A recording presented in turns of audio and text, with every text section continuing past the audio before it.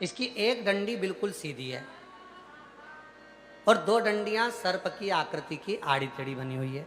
यहां से चालू हुई, यहां जाकर फिर इधर पर मुड़ गई और ये आकृति इधर पर जाकर मुड़ गई। शेषनाग, वासुकीनाग और बीच में माँ जगत जननी जगदम्बा अम्बा जो इस दंड के रूप में विराजमान है, माँ अम्बा।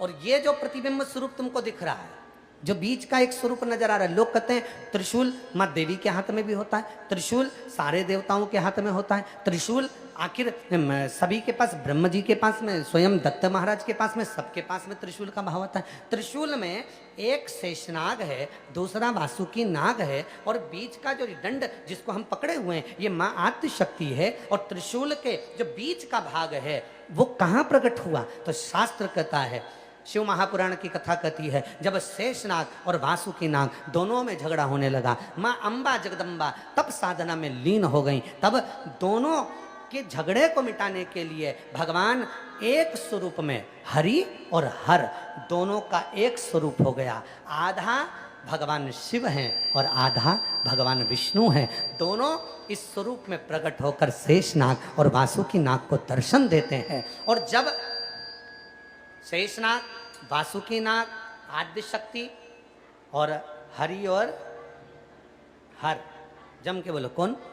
हरि और हर, ये दोनों के मध्य में जब प्रकट होते हैं, दोनों के मध्य में, तब भगवान देव अधिदेव महादेव और भगवान नारायण कहते हैं हम दोनों में कोई भेद नहीं है।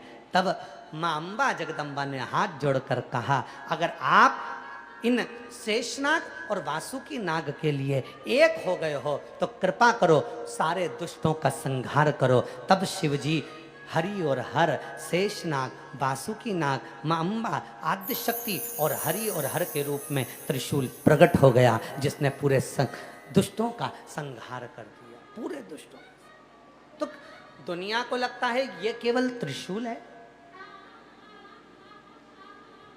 जितने आस्था चैनल पर सुन रहे हैं, जितने फेसबुक यूट्यूब पर कथा श्रवण कर रहे हैं, जितने मोबाइल पर कथा सुन रहे हैं, जितने अपने दुकानों पर, घरों पर जो ऑनलाइन कथा को श्रवण कर रहे हैं, आज बड़े ध्यान से सुनना। ये कथा सावन महीने की ऑनलाइन कथा जो आप श्रवण कर रहे हैं, ये बड़ी विचित्र कथा है, इसको बड़े भाव से सुनिए। ये कथा अभी तक व्यासपीठ पर सम्मुख में नहीं आई, पर आज अगर बाबा की कृपा से आई है तो उसका स्मरण। दुनिया के लोगों को लगता है ये केवल त्रिशूल है। नहीं नहीं भाई, हरि और हर दोनों का मिलन एक जगह पर, ये बीच बिंदु में हुआ है, ये बीच बिंदु। अब त्रिशूल को पकड़ा कहां से जाता है? त्रिशूल को यहां से पकड़ोगे क्या? जम के बोलो नहीं। त्रिशूल को यहां से पकड़ोगे क्या?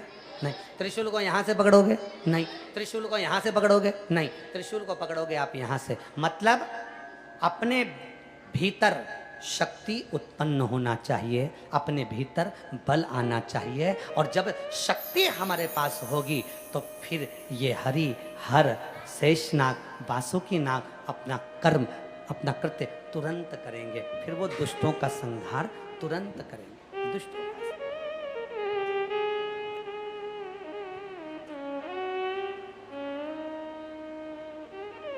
और महादेव नमन चरणों में स्वीकार कीजिए, सबका किया है मेरा भी उद्धार कीजिए, उद्धार कीजिए। हे त्रिकुंडधारी, हे त्रिशूलधारी, हे त्रिकुंडधारी, हे त्रिशूलधारी। चरणों में तेरे बाबा जी पावन है चारों धाम। चरणों में तेरे बाबा जी पावन है चारों धाम। तेरी देव करते वंदना, पूजे है सीताराम। तेरी देव करते वंदना, पूजे है सीताराम। हो जाए पूरी कामना, हो जाए पूरी कामना उपकार कीजिए।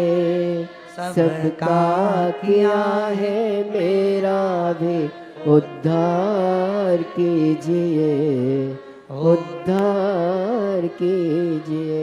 हे त्रिपुंडधारी, है हे त्रिशूलधारी, है त्रिपुंडधारी, है। त्रिशूलधारी। तो ये दंड जो नजर आ रहा है, ये क्या है? दुर्गा भवानी आद्य शक्ति, आद्य शक्ति। ये भाग वासुकी, शेषनाग और बीज का जो अंश नजर आ रहा है, ये केवल एक नहीं है, ये केवल एक नहीं है। ये दुनिया की दृष्टि में एक दिखता है, त्रिशूल एक, ना ना ना ना ना।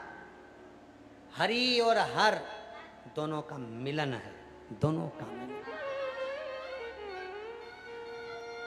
हरिया, इसीलिए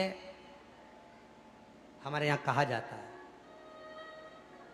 कई लोग जितने टीवी पर कथा सुन रहे हैं, आप लोगों में से कई लोग, आप लोग जो बैठकर कथा सुन रहे हैं, कई लोग एक नियम बनाते हैं, 12 महीने में 12 ज्योतिर्लिंग करूंगी। और शिव पुराण क्या कहती है? 12 महीने में नहीं, आराम से 12 वर्ष का भी संकल्प मत लो तुम, तो आराम से मेरा भोले बाबा जब चाहे तब ज्योतिर्लिंग का दर्शन कर। 12 महीने में पीछा नहीं छुड़ाना है।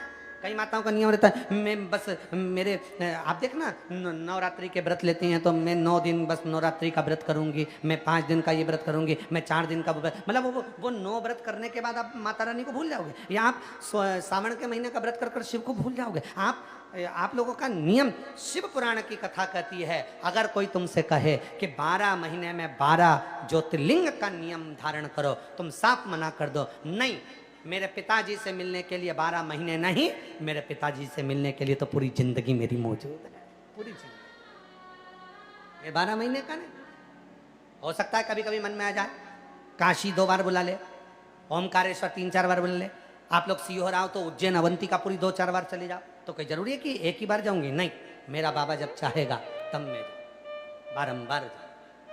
कई लोग कह देते 12 महीने में मैं 12 ज्योतिर्लिंग कर लूंगी, और कई लोग कह देते 12 महीने में 12 ज्योतिर्लिंग कर लो तो उसका पुण्य ज्यादा मिलता है। अरे भाई, शिव महापुराण की कथा को पढ़कर देखिए, स्कंद पुराण को पढ़कर देखिए, उसमें ये कहीं नहीं लिखा कि 12 महीने में 12 ज्योतिर्लिंग करो, या 12 दिन के अंदर 12 ज्योतिर्लिंग करो, या 12 घंटे में 12 ज्योतिर्लिंग करो, ये कहीं नहीं लिखा। यहाँ तो ये लिखा है कि अपने पिता से मिलने के लिए जब मन कर जाए, जब तुम्हारी इच्छा कर जाए, जब तुम्हारा भाव हो, तब जाओ। और मेरे भोले तेरा सहारा है, मेरे भोले तेरा सहारा है, मेरी नैया का तू किनारा है, मेरी नैया का तू किनारा है। मेरे बाबा तुझे पुकारा है, मेरे बाबा तुझे पुकारा है, मेरी नैया का तू किनारा है, मेरी नैया का तू किनारा है। जब मन करे। 12 महीने में 12 ज्योतिर्लिंग नहीं, 12 दिन में 12 ज्योतिर्लिंग नहीं, 12 वर्ष में 12 ज्योतिर्लिंग नहीं, जब तक श्वास है तब तक मैं तुम्हारा हूं। पूर्ण नहीं, छोड़कर रखो थोड़ा सा।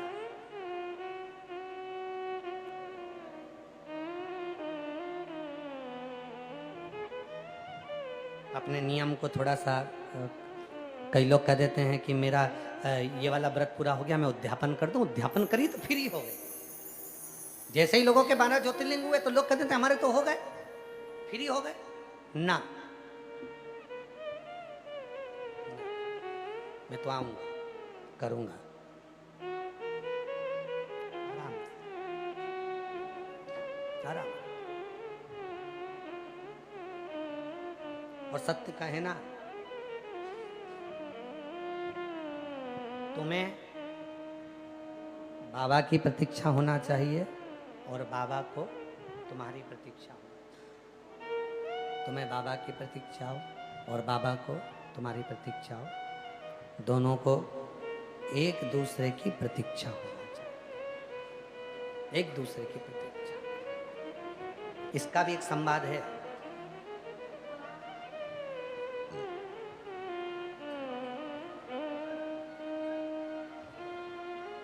एक गोनाद नाम का एक शिव भक्त था। गोनाद भगवान शंकर की आराधना करता था, साधना करता था, पूजन में डूबता था, स्मरण करता था। गोनाद भगवान की अविरल भक्ति को धारण करता था। गोनाद शिव की भक्ति में डूबने वाला, पर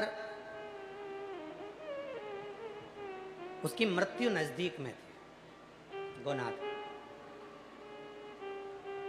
4 बार यमराज अपने दूतों को भेज चुके थे, यमदूत आ चुके थे, गोनाद को ले जाने के लिए आ चुके थे।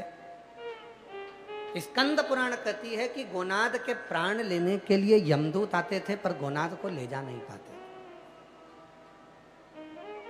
क्यों? गोनाद एक ज्योतिर्लिंग करता था और उसी ज्योतिर्लिंग में बाबा से कह देता था, बाबा अब मेरा अगला ज्योतिर्लिंग मैं सोमनाथ कर लिया, अब मेरा अगला ज्योतिर्लिंग मैं मल्लिकार्जुन करूंगा। बाबा जब तक मैं मल्लिकार्जुन ना कर लूं तब तक तो मुझे उठा मत लेना,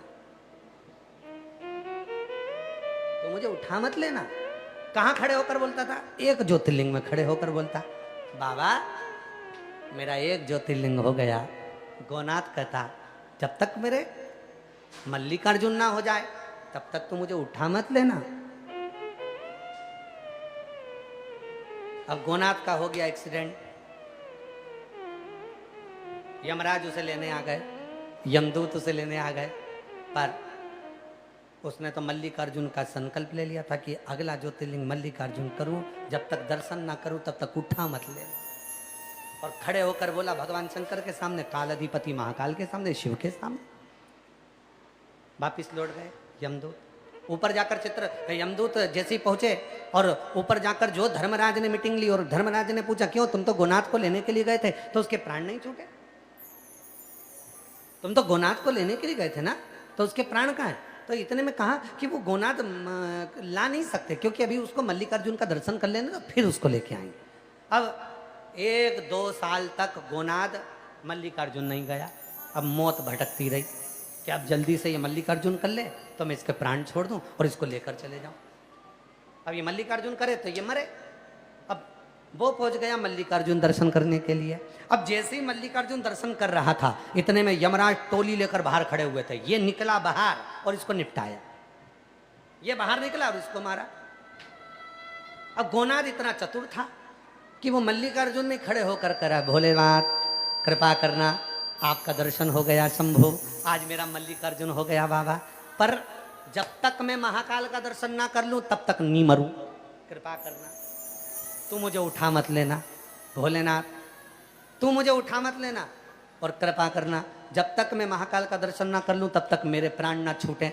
अब मंदिर में अंदर बैठ के ही कह रहा। अब जैसे ही गोनाद निकला बाहर और निकलने के बाद ऊपर से एक बड़ा सारा पत्थर लुढ़क कर आया, बड़ा सारा पत्थर लुढ़क कर आया और गोनाद पर आकर गिर गया। अब तो गोनाद मरेगा, तो यमराज और यमदूत वापिस वैसे की वैसे ही चले गए। धर्मराज ने फिर मीटिंग ली, अब की बार तुम लेके नहीं आए उसको, गोनाद को, तो कहा फिर वो बच गया। क्यों? तो क्या मल्लिकार्जुन में खड़े होकर बोला कि अब की बार आपका दर्शन हो गया, अब अगला दर्शन महाकाल का करूं, और जब तक नहीं करूं जब तक मरूं ही नहीं। अब जैसे ही खबर मिली कि जब तक फिर इंतजार करा, 1 साल में तो जाए नहीं, वो 2-3 साल बाद गया महाकाल का दर्शन करने के लिए। अब तो सारे यमदूतों ने टोली बना ली, यमदूतों ने टोली बनाई कि अब निकलेगा, अब की बार तो मारी डालना। 10-12 साल निकाल दिया इसने 3 ज्योतिर्लिंग ऐसे, और मर ही नहीं दिया। अब की बार मारना। अब महाकाल के मंदिर में खड़ा और दर्शन कर का बोला, बारे महाकाल बड़ी कृपा करी, पर बहुत लेट दर्शन कराया, 3 साल बाद बुलाया, पर बाबा बड़ी करुणा करी। कोई बात नहीं, तुम्हारी मर्जी पड़े तब बुलाना, पर बाबा ऐसी कृपा करना जब तक मैं ओमकारेश्वर का दर्शन नहीं कर लूं तब तक नहीं मरूं।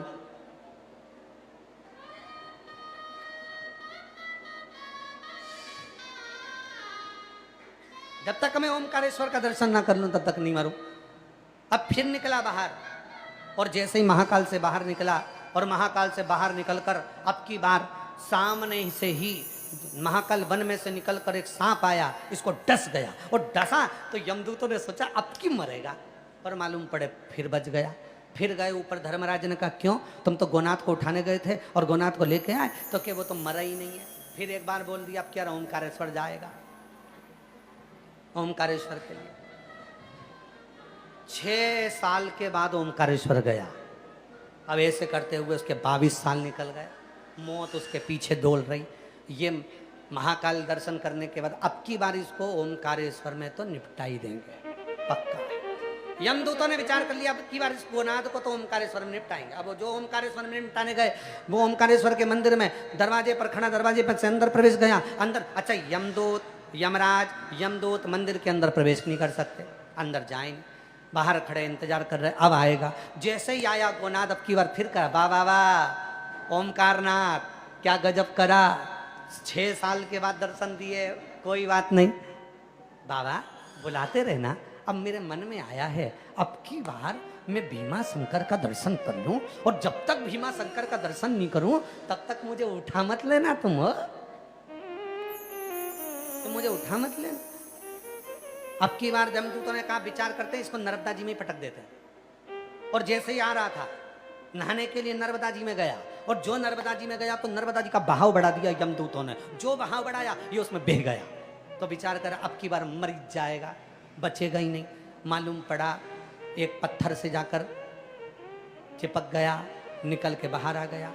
फिर वापस धर्मराज ने कहा, ये तो मरा ही नहीं, तो क्या अब की बार बोल के आया है, कहाँ का, भीमा शंकर का, भीमा शंकर का, हाँ। फिर गोनाथ गया भीमा शंकर 12 साल के बाद, और अगर वो 12 महीने के 12 ज्योतिर्लिंग कर देता तो, बोलो बोलो सुन के बोलो जरा, और अगर 12 साल के 12 ज्योतिर्लिंग कर देता तो भी नहीं पड़ जाता। अब उसके हो गए 52 वर्ष का, वो हो गया 52 वर्ष का हो गया। अब गया 12 वर्ष के बाद भीमा शंकर, और अब की बार यमदूतों ने विचार करा, अब तो निपटा के मानेंगे अब गोनाथ। अब गोनाथ को निपटाने के लिए यमदूत लग गए पीछे, ये गया भीमा शंकर। भीमा शंकर में जाके बोला, बाबा शरीर से बनता नहीं है, अब मेरा शरीर से इतना बनता नहीं है। भोलेनाथ जी मन में सोचे, आज बोलेगा अब तो निपटा दो, पर इतने में बोला, बाबा कोई बात नहीं, शरीर से नहीं बनता पर पक्का है, बिल्कुल पक्का है, काशी का दर्शन कर लूं तब तक तो मुझे उठाना मत ही, कृपा कर। भोलेनाथ यमदूत बाहर खड़े,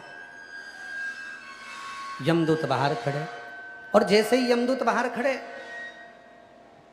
यमदूतों ने आपस में विचार कर लिया, सब आपस में बैठे बैठे गप्पे मार रहे थे कि मालूम है ये मरेगा तो है नहीं, गया होगा अंदर जाके मांगा होगा, मरने वाला तो है नहीं। पहुंच गया 3 साल के बाद काशी, विश्वनाथ जी के दर्शन कर कर बोला, बाबा कृपा करना, बड़ी मन में तमन्ना है, बहुत दिनों के बाद बुलाया, पर आज मन में आया है कि बाबा मैं कैसे भी बस ऐसी कृपा करो, ऐसी करुणा करो मेरे शंभु, कि मैं बाबा आपकी कृपा से ऐसी कृपा कर दो कि मैं जाकर किसी भी हालत में त्र्यंबक के दर्शन करूं, और जब तक दर्शन ना करूं तब तक मरूं ना। शंभु जब तक दर्शन ना करूं तब तक मरूं ना, ऐसी कृपा कर दो। करते करते करते करते करते करते 87 साल का हो गया, 12 ज्योतिर्लिंग पूरे नहीं करे, 87। आखिरी में यमराज ने जाकर भोलेनाथ जी से प्रार्थना करी, अब इसको तुम ही निपटाओ, तो निपटे। इतनी तो नहीं, अब तुम कृपा करो, तुम कृपा करो। 11वां ज्योतिर्लिंग था, रामेश्वरम का दर्शन कर। 12वां ज्योतिर्लिंग घृष्णेश्वर। 11वें में भगवान शंकर ने जाकर एक भिक्षुक का रूप रखकर गोनाथ से पूछा, तेरी अंतिम इच्छा क्या है? क्या इच्छा? हंसकर बोला, अभी सोचा नहीं है कि अंतिम इच्छा क्या। और तुम कौन होते हो मेरी अंतिम इच्छा पूछने वाले? मैं कोई अभी मर रहा हूं? शंकर भगवान बोले 85 का हो गया,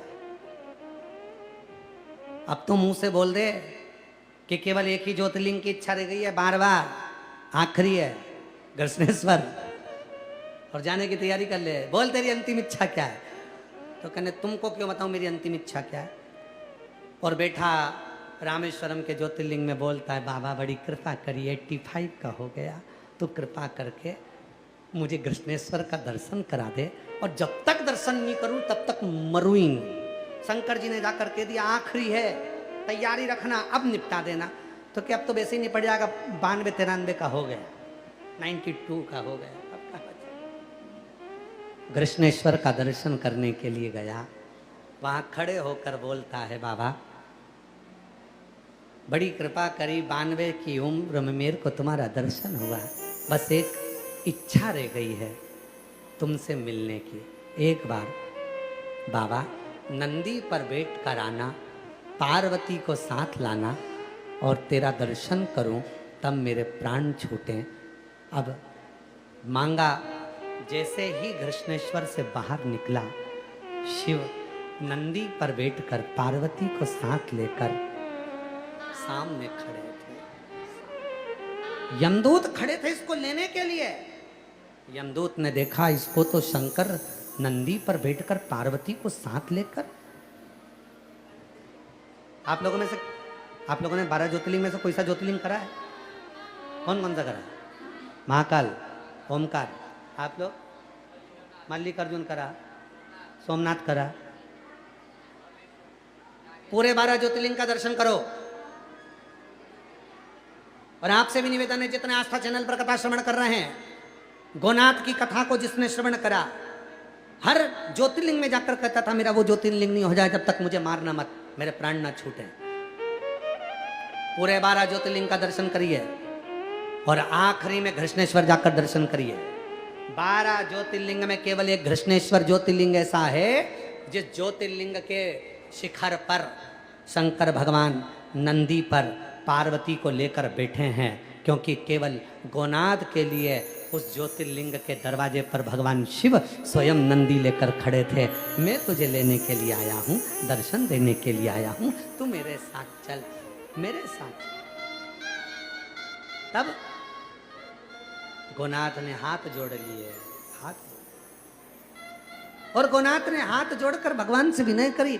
भगवान गोनाथ हाथ जोड़कर भगवान कृष्णेश्वर से विनती करते हैं, जैसे नंदी पर बैठकर आप पार्वती जी के साथ मुझे दर्शन दे रहे हो, ऐसी कृपा करना नंदी पर बैठकर पार्वती के साथ जो 12वां ज्योतिर्लिंग का दर्शन करने कृष्णेश्वर आए, हे भोलेनाथ ऐसी कृपा करना कि उनका दर्शन आपको इसी नंदी पर हो जाए। आज भी कृष्णेश्वर ज्योतिर्लिंग का दर्शन कर कर शिखर का जब दर्शन करते हैं तो नंदी पर भगवान शंकर पार्वती के साथ बैठे हुए आज भी दर्शन देते हैं, आज भी दर्शन देते हैं। और कोई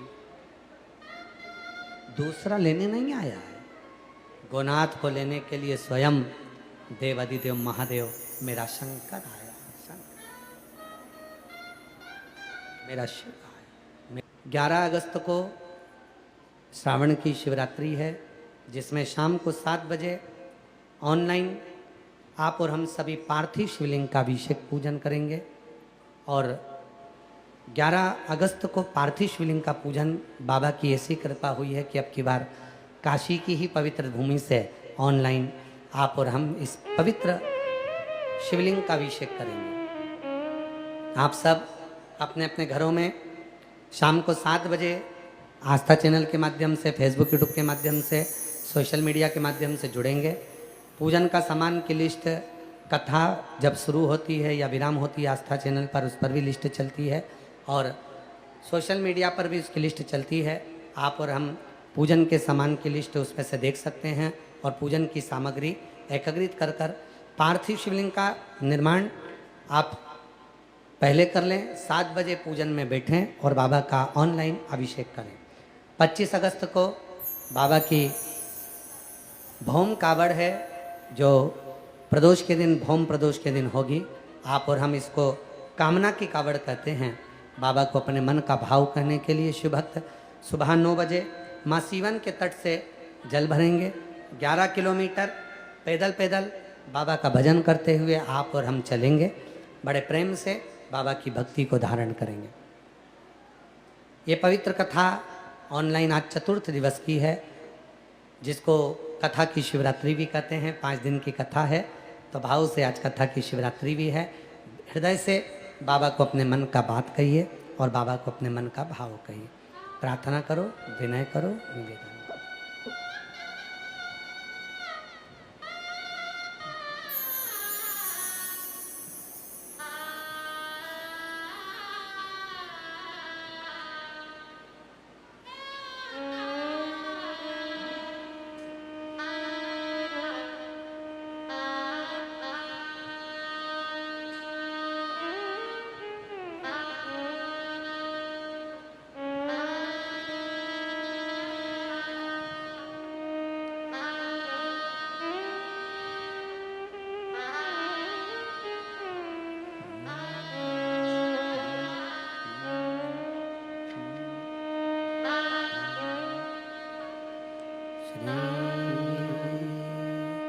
शिवाय नमस्ते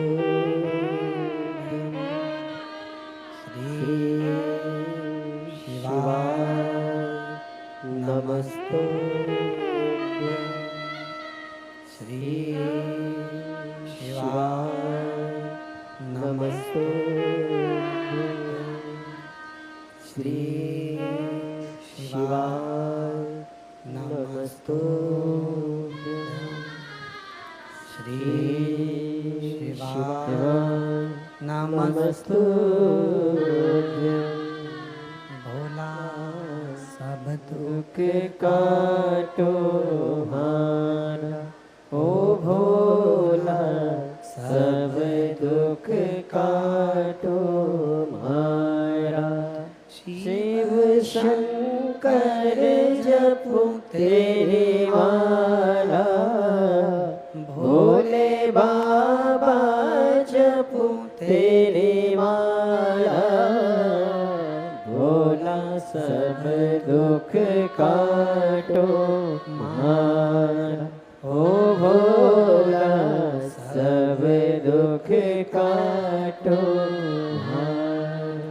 वेश है मंगल मंगलकारी, वेश है मंगल मंगलकारी। शमशाने वासी हमारा, शमशाने वासी हमारा। भोला सब दुख काटो हमारा, ओ भोला सब दुख काटो हमारा।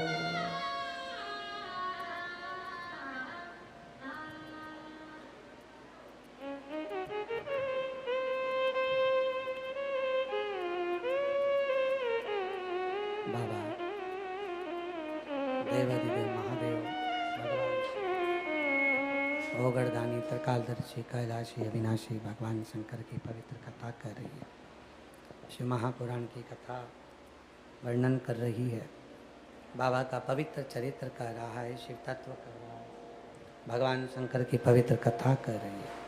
शिव महापुराण की कथा वर्णन कर रही है, शिव तत्व कह रहा है।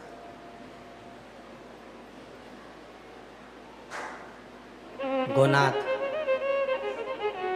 12 ज्योतिर्लिंग का दर्शन आराम आराम से करता है, आराम आराम से करता है। शिव का दर्शन कर कर अपने जीवन को सार्थक बनाता है। आखिरी में भगवान शंकर के ही नंदी का दर्शन कर कर भगवान भोलेनाथ को नंदी पर बैठा हुआ दर्शन कर कर भगवान शिव का पवित्र दर्शन करता है और अपने जीवन को सार्थक बनाता है। शिव कथा कर रही है, भगवान शंकर का चरित्र कह रहा है, शिव पुराण कह रहे हैं, शिव तत्व कह रहा है, भगवान शंकर की अविरल कथा कर रहे हैं। बासुकी नाग और शेषनाग ये दोनों का झगड़ा होता है। बासुकी नाग और शेषनाग का दोनों का झगड़ा हो, दोनों का झगड़ा, और दोनों के बीच में भगवान देवाधिदेव महादेव और भगवान श्री हरि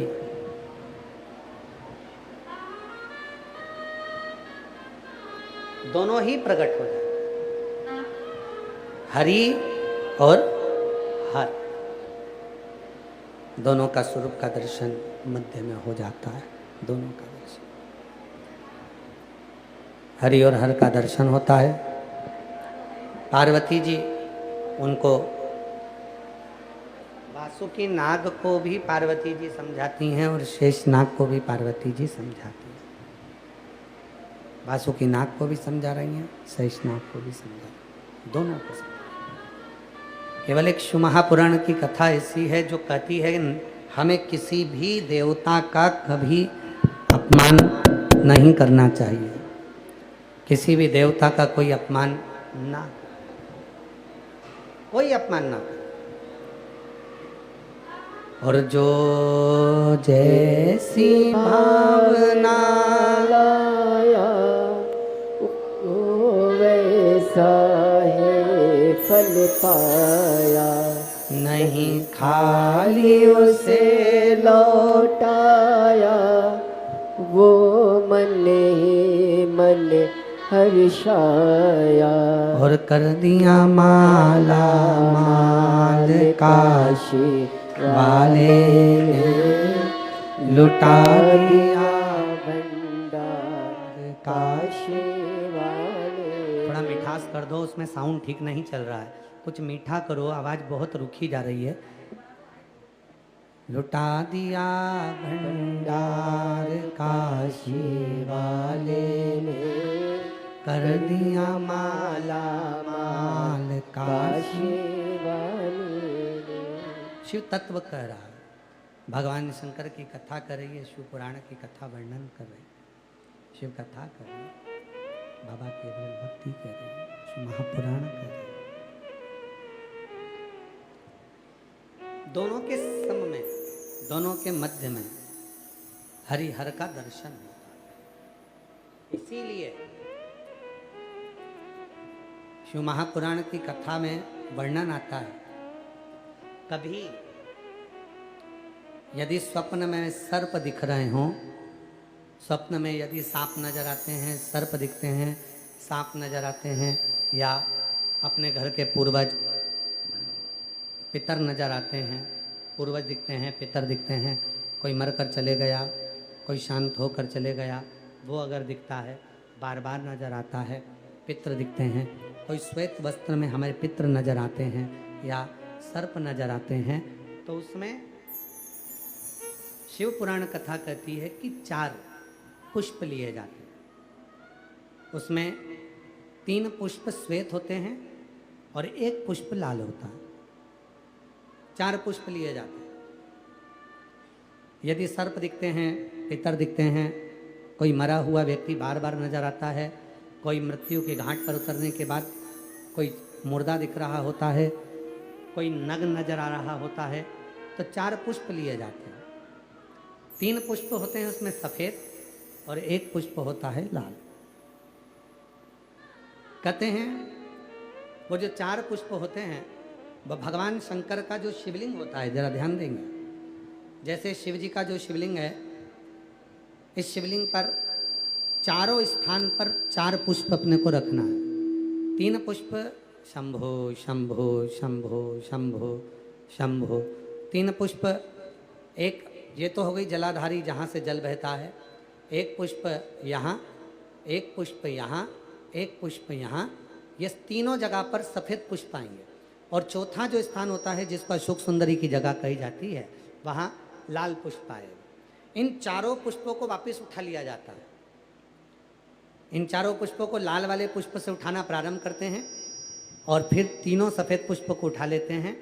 जो त्रिशूल होता है, जहाँ हरि और हर का मिलन है, वासुकी और शेषनाग का मिलन है, शक्ति का मिलन है, उन चारों पुष्पों को उस त्रिशूल के चरणों में रख दिया जाता है और बाबा को अपने मन का भाव कहकर त्रिशूल का स्पर्श कर कर वापिस आया जाता है। उसके बाद में ना मुर्दे दिखते हैं, ना पितर दिखते हैं, ना सर्प दिखते हैं, ना कोई नग्न व्यक्ति दिखता है। उसमें स्वप्न में अपने को ये सब कुछ दिखना बंद हो जाता है। सब, ना कभी पितर दिखेंगे, ना कभी मुर्दे दिखेंगे और ना कभी कोई श्वेत वस्त्र में नजर, कोई नहीं। क्यों? क्योंकि हरि और हर के मिलन का बिंदु है त्रिशूल। ये हरि और हर के मिलन का बिंदु है त्रिशूल। नीचे उसका जो डंडा, नीचे जो डंडा है वो शक्ति है, आदि शक्ति जगजननी जगदम्बा का एक प्रतिबिंब स्वरूप है। और ऊपर जो दोनों आकृतियाँ दिखती हैं वो सर्प का स्वरूप है और बीच में हरि और हर के मिलन का स्वरूप है।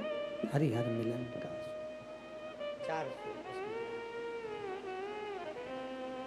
शक्ति के रूप में त्रिशूल की डंडी है और चारों स्वरूप में भगवान देवाधिदेव महादेव भगवान शंकर का वो त्रिशूल विराजमान है। शंकर का त्रिशूल विराजमान है। शिव तत्व विराजमान है। शंकर का एक प्रतिबिंब स्वरूप विराजमान है। शिव तत्व, शिव शिव है, वो घरदानी है। आगे वर्णन आता है भगवान शंकर की पवित्र आनंदमय कथा की लीलाओं का स्मरण स्वयं भगवान देवाधिदेव महादेव करते हैं कि शिव स्वतः मार्गदर्शक भी है। भगवान शंकर स्वयं मार्गदर्शन का काम भी करते हैं, स्वयं मार्गदर्शक भी मानते हैं। स्वतः मार्गदर्शक का काम भगवान शंकर करते हैं, मार्गदर्शक का काम भगवान शंकर करते हैं। शिव शंकर स्वयं मार्गदर्शक बनकर कार्य करते हैं। आप मोबाइल पर गूगल सर्च करेंगे और गूगल पर एड्रेस निकालेंगे तो वो आपको रास्ता बता देगा। गाड़ी में बैठे हो, गूगल से आपने रास्ता पूछा तो उसने रास्ता बता दिया। आप कहोगे हमको सीहोर जाना है, कुबरेश्वर धाम जाना है, तो उसका रास्ता गूगल बता दे। पर रास्ता गूगल बता सकता है, मना नहीं। पर सही रास्ता कैसा है, सही रास्ता कौन सा है, उसको स्वयं को निर्णय लेना पड़ेगा। 2 तरह के रास्ते होते हैं। एक रास्ता होता है जो गूगल बता रहा है और एक रास्ता वो होता है जो आपने देखा है, आप उस रास्ते से गए हो। अब तुम जिस रास्ते से गए हो, तुम जिस रास्ते से पहुंचे हो, तो तुम गाड़ी वाले से क्या कहोगे? मैंने वो रास्ता देखा है, मुझे याद है, रास्ता अच्छा है।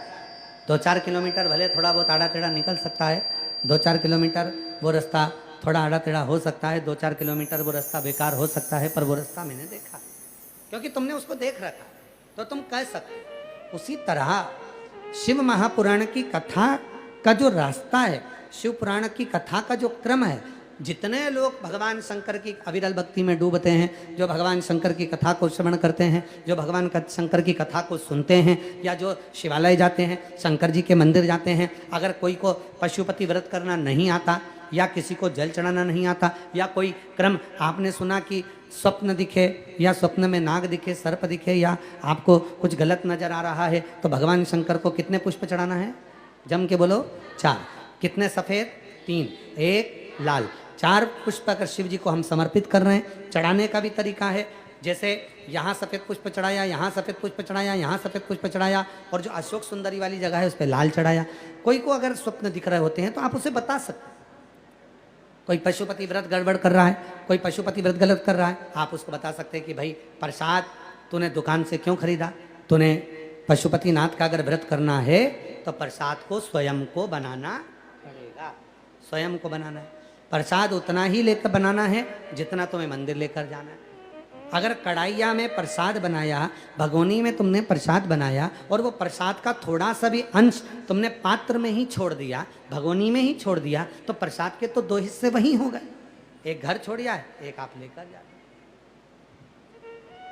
जितना प्रसाद आपने निर्माण करा है, जितना प्रसाद आपने बनाया है, वो पूरा की पूरा प्रसाद जब पात्र में लेकर आप देवालय शिवालय की ओर जाते हैं और प्रसाद के 3 हिस्से करते हैं, तब वो प्रसाद हमारा कारगर होता है, तब प्रसाद।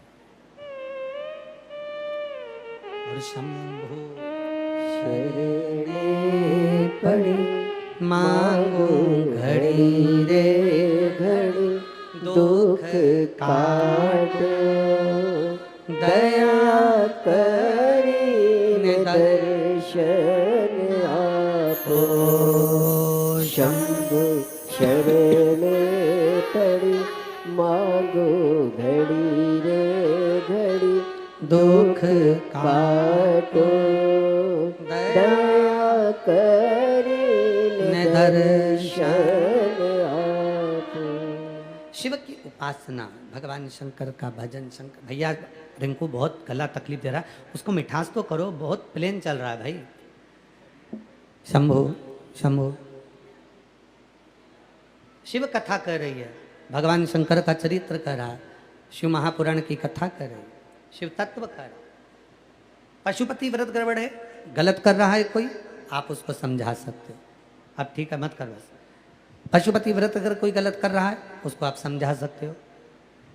कोई पूजन करने का तरीका गलत कर रहा है, आप उसे बता। क्यों? क्योंकि आपने वो रास्ता देखा है, आपने वो पथ देखा है, आपने वो मार्ग देखा, और जो जिस मार्ग पर चला है वो उस मार्ग को सफलतापूर्वक कर सकता।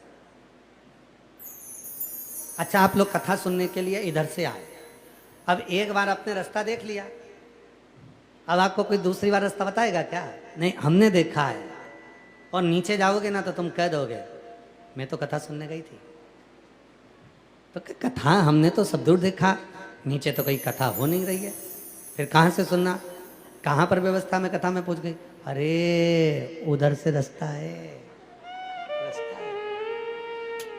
उधर से रास्ता है।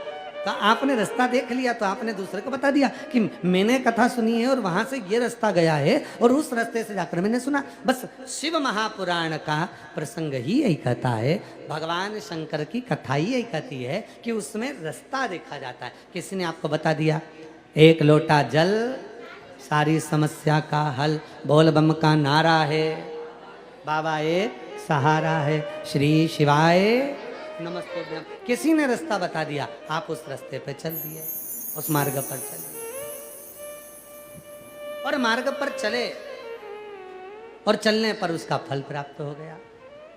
वही मार्ग पर चले और आपको उसका फल प्राप्त हो गया मार्ग पर चलने पर। शंभु शरणे पड़ी मांगो घड़ी रे घड़ी दुख काटो, दया करीने दर्शन आपो। शंभो शरणे पड़ी मांगो घड़ी रे घड़ी दुख काटो, दया करीने दर्शन आपो। शंभो शरणे पड़ी मांगो घड़ी रे घड़ी दुख काटो, दया करीने दर्शन आपो। गूगल गाड़ी आपको रास्ता बता सकता है, पर गूगल आपने जो राह देख रखी है, आपने जो मार्ग देख रहा है, आपने जो रास्ता देख रखा है, उस रास्ते पर आप स्वयं चल सकते हो और दूसरे को भी चला सकते हो। उस मार्ग पर स्वयं भी चल रहे हैं और दूसरे को भी चला। मार्ग आपने देखा है, आप कह सकते हो मैंने सुना, जैसे एक पत्र आया है, अच्छा पत्र है, अच्छा पत्र है,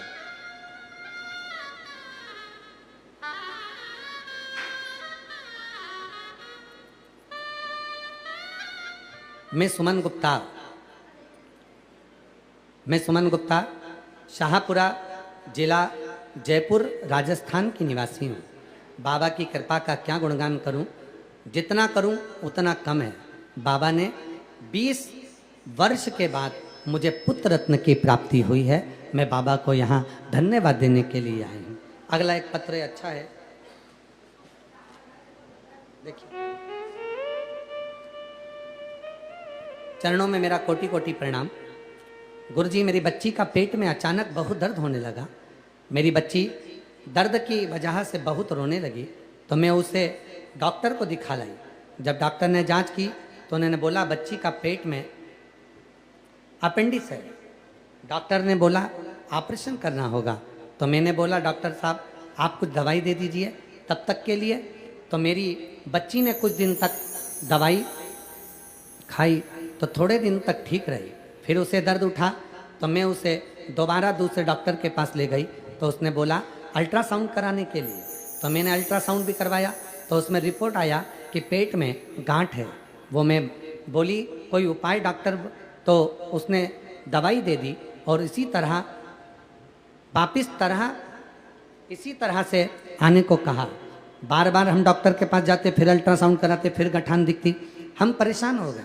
तब आपकी कथा पहली बार टीवी पर सुनी और कथा पर विश्वास जागा।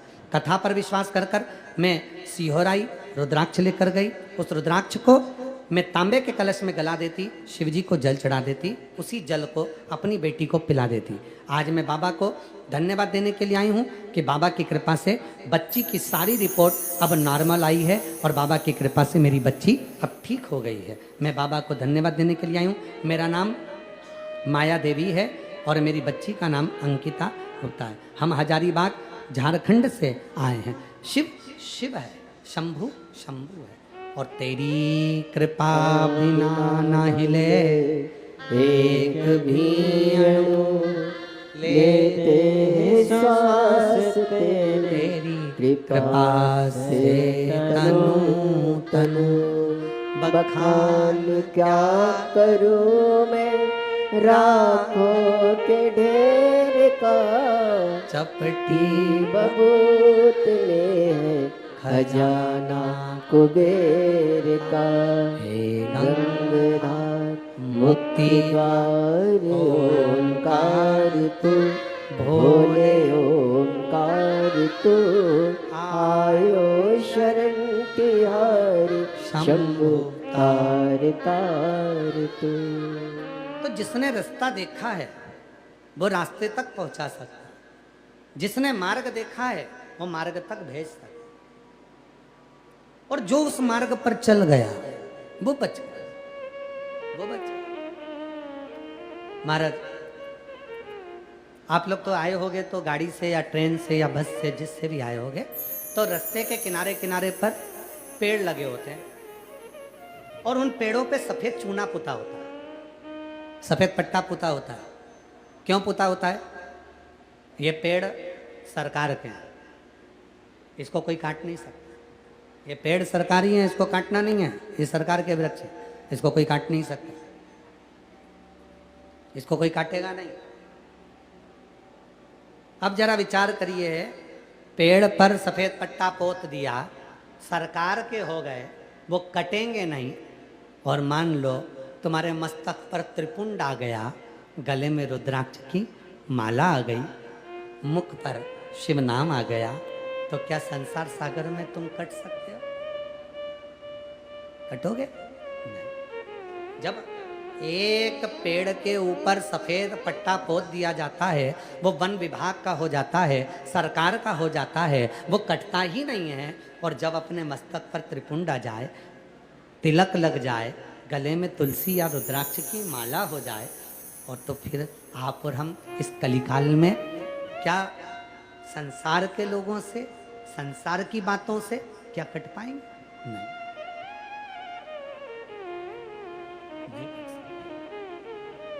और महादेव नमन चरणों में स्वीकार कीजिए, सबका किया है मेरा भी उद्धार कीजिए उद्धार कीजिए।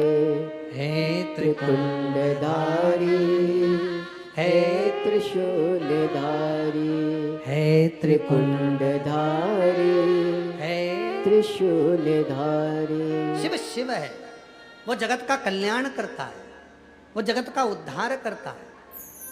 बस उसको समझना है हमें, उसको अपनी जिंदगी में, हमें अपने जीवन में शिव नाम को, रुद्राक्ष को और भगवान शंकर की भस्म को, भगवान शंकर के त्रिपुंड को अपने शरीर पर हम जब एक रुद्राक्ष का मन का अपने गले में धारण करते हैं, मस्तक पर थोड़ी सी भस्म लगा लेते हैं, शिव नाम मुख पर आ जाता है, त्रिवेणी का संगम तो यही हो जाता है। रुद्राक्ष आया, शिव नाम आया, मस्तक पर भस्म आई, त्रिपुंड लगा, त्रिवेणी का संगम तो यही हो गया। और शंकर का भक्त, इसीलिए शिव महापुराण की कथा कहती है, शिव का जो भक्त होता है उसके मुख का मात्र दर्शन कर लेने पर, मात्र उसका दर्शन कर लेने पर भी हमारी मनोकामना पूर्ण हो जाती है। शिव भक्त का केवल दर्शन कर लेना, केवल दर्शन कर लेना।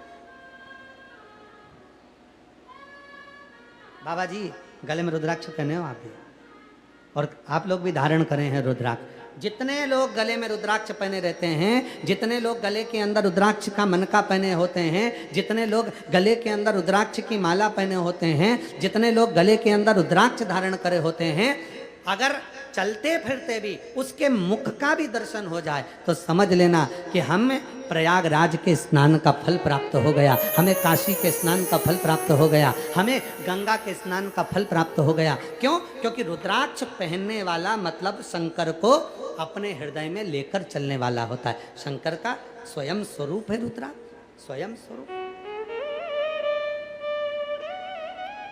स्वयं शिव का एक प्रतिबिंब स्वरूप है रुद्राक्ष, स्वयं स्वरूप।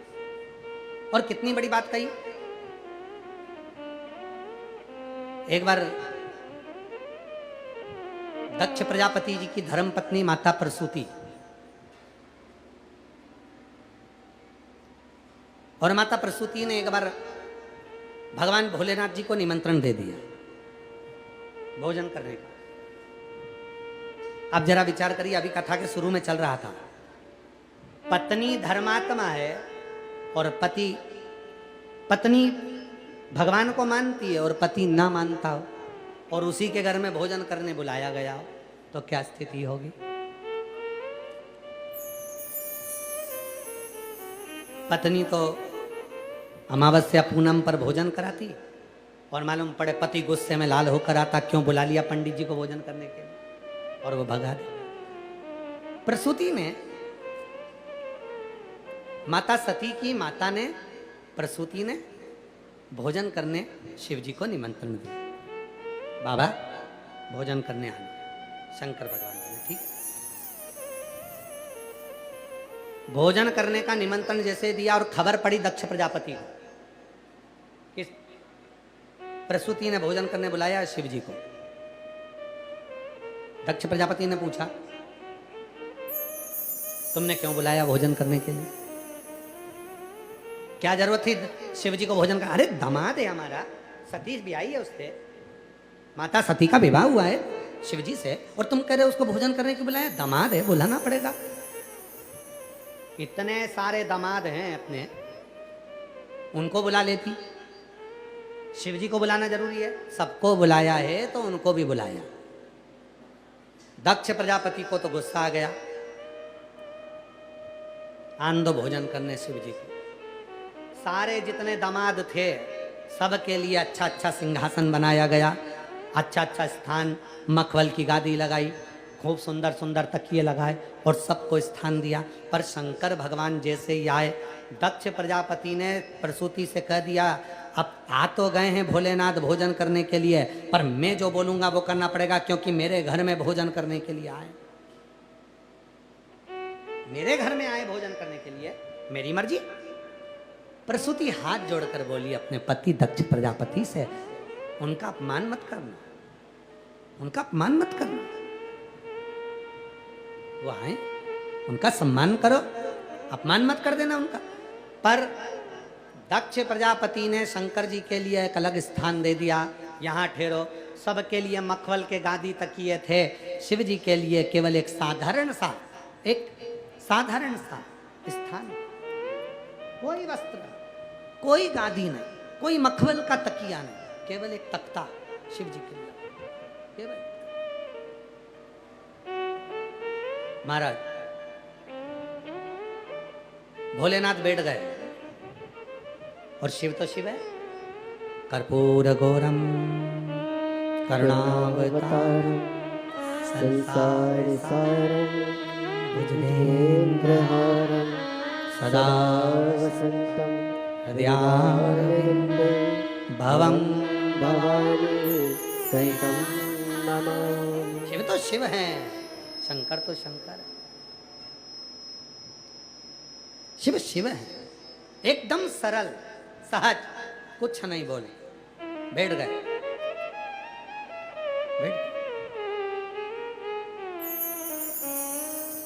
एकदम मौन होकर बैठ गए। भोजन आया, सारे जमातों के लिए बहुत सुंदर सुंदर पकवान, लड्डू, पेड़ा, इमरती, जलेबी, भुजिया सब आया, और भोलेनाथ जी के लिए कुछ नहीं। दक्ष प्रजापति ने अपनी धर्म पत्नी प्रसूति से कहा, शिव के भोजन में केवल मिट्टी का ढेला रख दिया, केवल मिट्टी का ढेला।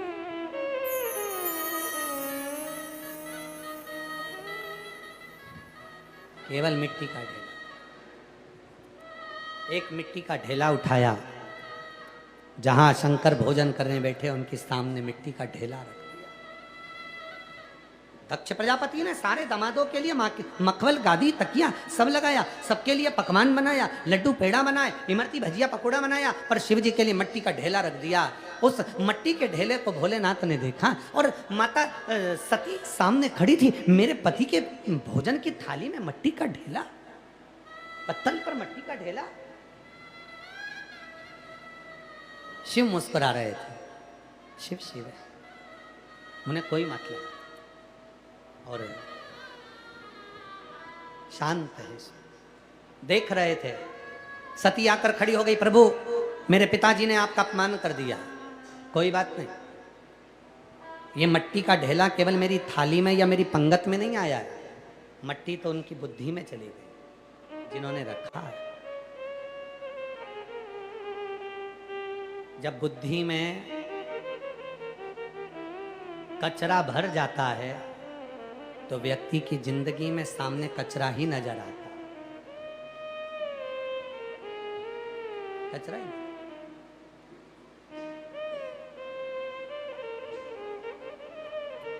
बुद्धि विनाश काले विपरीत बुद्धि। दक्ष प्रजापति ये समझ नहीं पा रहे हैं कि मैंने जो मिट्टी का ढेला रखा ये मेरे लिए श्रेष्ठ नहीं है। प्रसूति मना कर रही है, माता सती मना कर रही है, सब मना कर रहे हैं, पर दक्ष प्रजापति मानने को तैयार ही नहीं है।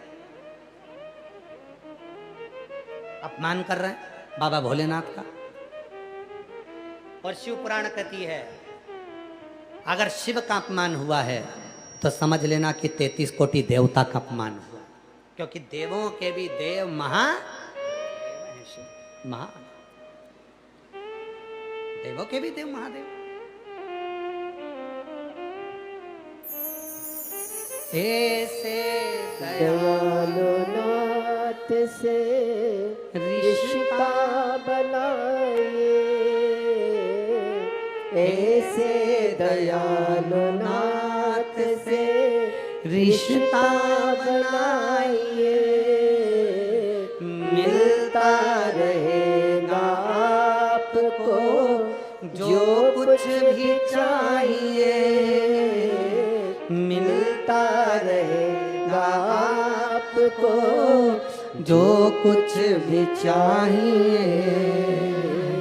ऐसा करिश्मा होगा जो हुआ कभी नहीं, ऐसा करिश्मा होगा जो हुआ कभी नहीं।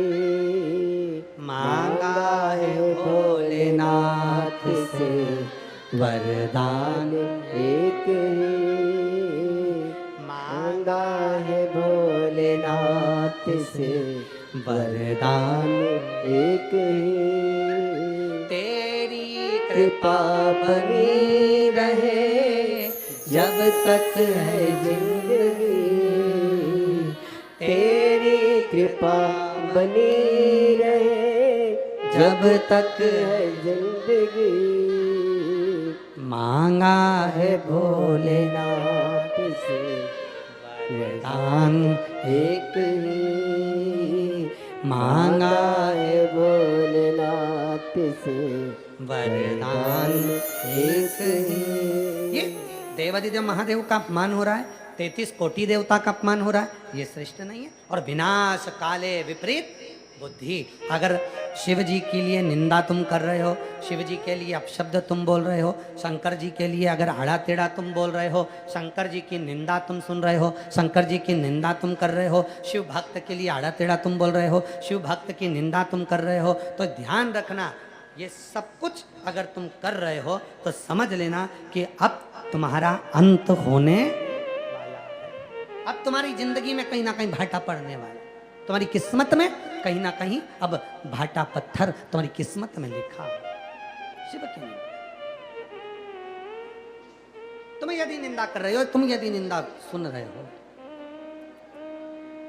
बोल बम का नारा है बाबा एक, सारी समस्या का हल एक लेता, श्री शिवाय नमः। निंदा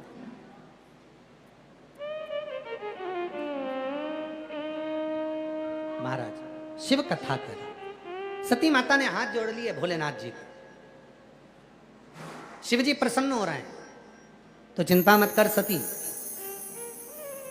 तेरे पिता ने मुझे मिट्टी का ढेला दिया है, और राहों में असर होगा, घर बैठे बुला लेंगे, तुम रूठे रहो भोले, हम तुम्हें मना लेंगे। अगर राहों में असर है, भक्ति है, श्रद्धा है, विश्वास है, सती तू अपने पति की सेवा कर रही है, भाव रखकर, हृदय रखकर, चित्त रखकर, मन रखकर तुम मुझे भोजन करा। सती कहती है मिट्टी का ढेला, और मैं तुम्हें दूं मिट्टी का ढेला। ए मेरी जीजियों, अगर भाव शुद्ध है ना, शिव तुम्हारे सामने हो, शिव सामने। अगर भाव शुद्ध है तो शिव तुम्हारे सामने है। और देखो भाव की ही तो शुद्धता है जो आप और हम लोग सावन के महीने में ये शिव महापुराण की कथा ऑनलाइन श्रवण कर रहे हैं, और इसके बाद ये कथा तो 7 तारीख को पूरी हो जाएगी। 9 तारीख को 1 बजे से 4 बजे तक काशी में ऑनलाइन शिव महापुराण की कथा श्रवण करेंगे अपने अपने घरों से।